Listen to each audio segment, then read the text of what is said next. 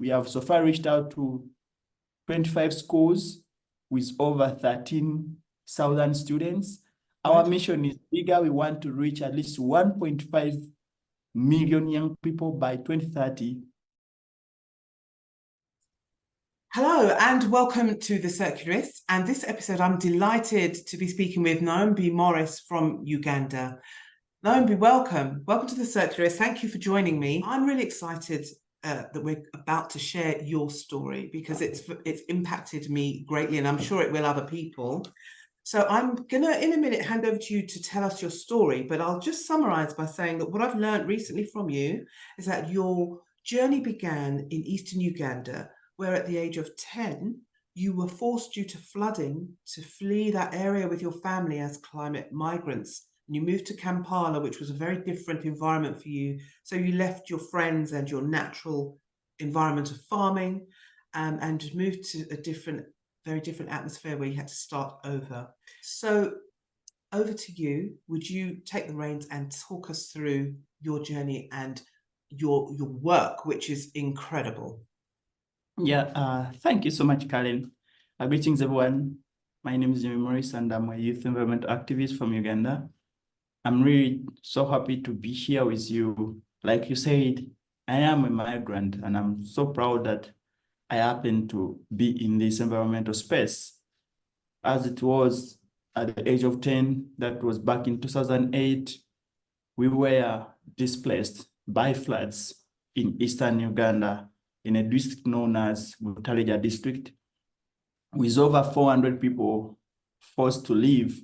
My family was part. We used to have a farm. At the same time, in that farm, that's where our house was. But as you know, in Global South overall, sometimes when such crises occur, there is no support. Everyone will like find where to go. So we had to leave and came to the capital city of Uganda, Kampala, where we only knew our one person, our grandma. After the movie, my dad decided to run and left us with a single mom of 3. So he discovered maybe the basic needs were so heavy for him. Had to leave. Remember, to get a job in Kampala, you had to have qualification, enough qualification. But my parents didn't have that at that moment. So this was traumatizing at some point to see my mom struggling. Yeah. I don't know if you know Starbucks, but my mom used to sell that on the street. And at some point, there is where she worked as a nanny or au pair, like housemaid, to make sure I go back to school. And if I didn't know if I could be in this environmental space because it has required me to have some more knowledge on how to speak, English. But at the same time, this is where I managed to get friends. It took time to get friends until I went back to school. Okay. Because Kampala was new to me. Yeah. I used to stay inside every time when my mom went to work. Sometimes I could be the one taking care of the kids or the siblings. Yes. So the struggle was mutual, but I'm so happy that after all that, I'm using my story to inspire generation, especially young people, to do something, to think about this as a threat to their future. So during lockdown, we wanted to do something for our community. So we were planting trees, visiting areas, plant trees with my friends until we reached this region. It's called the Mubende, where we found kids going to school without shoes. Others who had at least shoes, they didn't have full uniform. So we were like, but this area is very rich. It has fertile soil, they receive rainfall. What happened? Why can't parents do something? They can't sell food because they are growing enough food. They have everything. But why are they stuck in poverty? And why were they stuck in poverty? Did you find out why? Yeah, we discovered that they lack the knowledge. They need to grow enough food. I came out with an idea of forming a non-profit after that because I had to go back. I was like, I need to go back to these people and give them some guidance. So I formed Earth Volunteer. Earth Volunteer.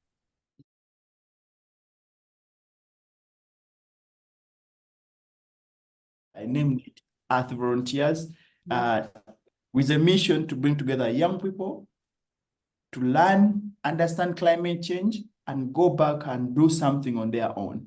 Because you were farming from the age of 10, so before you had to flee, you were a farmer, a young farmer. So you knew the answers, right? I knew some, not all. I knew some because right.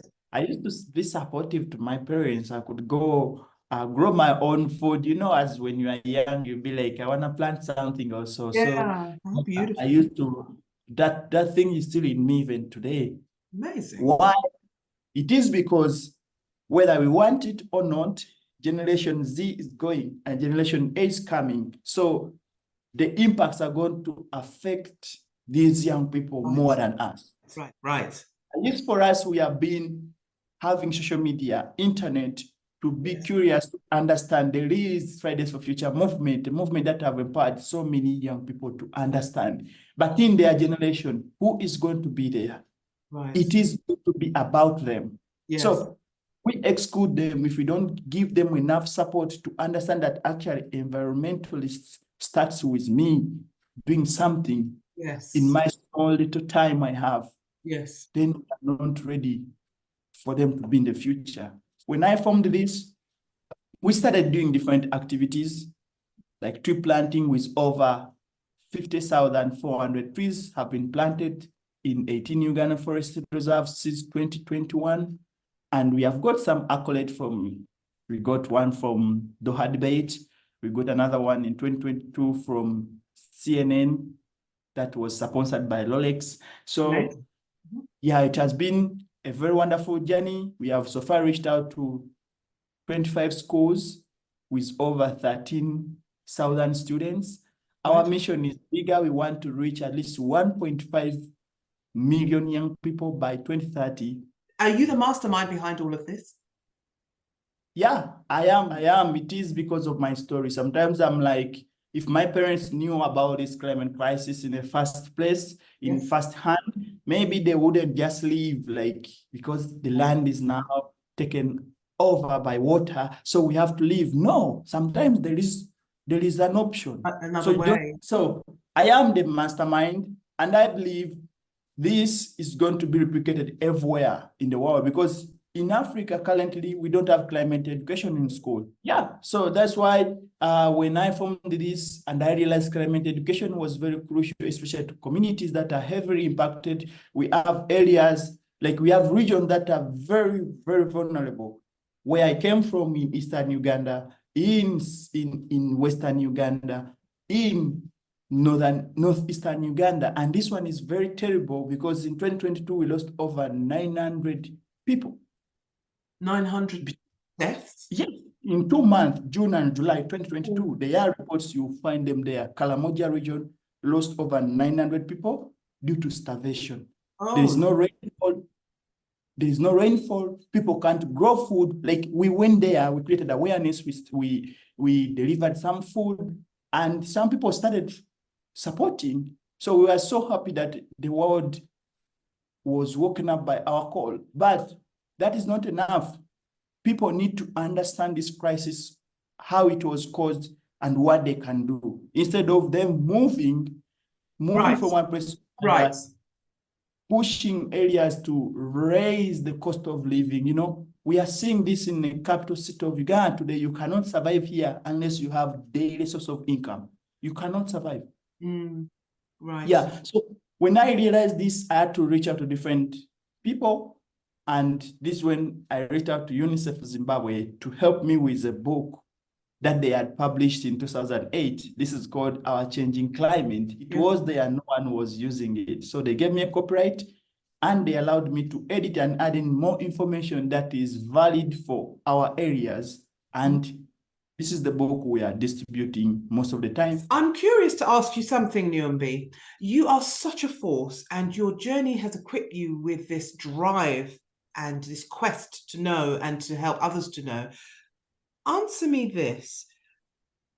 When you and your family moved, when you moved from East Uganda to Kampala, is it that experience that's given you the drive to know and to begin change and to influence the whole of the country. Do you think any academic or course of education would have given you the same thing? Or has this really come out of your experience? What do you think about that? Yeah, I think if education was there, it will be very helpful, because even you, the first time you say the word, you first heard it somewhere. I don't know, your parents may not have told you, but you first heard it somewhere. Yes. So this is how education works. When Yes. you share something, people are always curious to know, oh, did he say this? Okay, I need to find out. So education has always been crucial, but it's not there. Like on things concerning climate change, even my parents didn't know about this. So what is driving me, yes, maybe my story, but I've done a lot of research in the past 4 years. Right. A lot of research on this topic, especially using Google, social media, watching videos on YouTube concerning climate. So sometimes it requires a lot of commitment, I can say. Yeah, I'm sure. And maybe this is why I know more about this crisis, even if I didn't study it, because I saw it. But not everyone will be in that position. This is why we need a collective, maybe a library or something, where all the information is gathered. So the impact of your work, your legacy, is that by 2030, you will have led the youth of Uganda to have an education in climate change, awareness, preventative measures, mitigation measures, all sorts of things like that. The whole of that new generation in school now will be educated. That's your legacy, right? That's my wish. I want to ask you, this is amazing impact that you're having, and you are such a force. And you know, I think in climate circles, if you can call it that, there's a lot of talk about predictions of swathes of migration happening, people moving in their millions across the earth to safer, cooler places and all of that. What I'm hearing from you is that you're setting Uganda up to be able to stay in place, to take measures and to mitigate against the change that will come. Yep. Yeah, we are preparing it. We are preparing it, and a lot is coming. We are also having a project known as If We Knew Project. This is going back to ancient solutions that has ever been implemented in Amazon. So we are going back to indigenous solutions on how to return a dry land into a productive land. So we are seeing desert in the horns of Africa. We are seeing a lot of dry areas coming up. Taking over our land everywhere. Right. So what if there is a solution? You know, there is a solution. This project is in pipeline. I'm not so much about it, but it is about land restoration. You know, so Nyombi, where can people find you to support? Are you raising funds? Do you have a GoFundMe? Is there a website where there are links and people can go and get behind your work? earthvolunteer.org. Wonderful. I will put a link in the video and in the posts on YouTube and on LinkedIn so people can easily find you. I'm so inspired, and I know other people will be too. And I hope that we get swathes of people behind you with some new energy for you. You are an Earth legend, and it's been an absolute honor to talk with you, to amplify your voice and your work. I hope you'll come back at a future date and give us an update on all the good work and those targets and how it's going on the road to 2030 and then 2050. Nyombi Morris, thank you so much. Yeah, thank you so much. I'm really so happy that you hosted us and you are using this platform to share stories that are not heard out there, which is very, very impactful. And I wish to come back and give you more updates on our If We Knew project and Climate Education 2030. We are on the mission, and I'm sure we will achieve it. Absolutely, we'll do that easily. I'm sure. So all the very best, and chat to you again in the future at some point. Sure. Thank you so much. Bye-bye. Bye.